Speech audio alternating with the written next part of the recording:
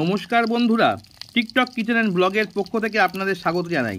আজকে দেখুন মঞ্জু রান্না করছে সম্পূর্ণ নিরামিষ মোচার পাতুরি। আপনারা যদি এই ভিডিওটা সম্পূর্ণ দেখতে চান তাহলে শর্ট ভিডিওর নিচে বড় ভিডিওর লিঙ্ক দেওয়া থাকবে, সেখান থেকে সম্পূর্ণ ভিডিওটা দেখে নিতে পারেন। আর মোচার পাতুরি যদি আপনাদের ভালো লেগে থাকে তাহলে লাইক, শেয়ার, কমেন্টস এবং সাবস্ক্রাইব করবেন এবং পাশে থাকা বেল আইকনটা প্রেস করে দেবেন। তাহলে আবার যখন নতুন ভিডিও আপলোড করব সাথে সাথে আপনাদের নোটিফিকেশনে চলে যাবে। মোচার পাতুরি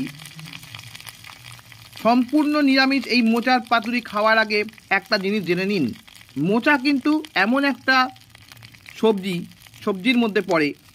এই মোচা সুগারের রোগীদের পক্ষে খাওয়া খুব ভালো। আর নিরামিষ দিনে এই মোচার পাতুরি আপনারা খেতে পারেন।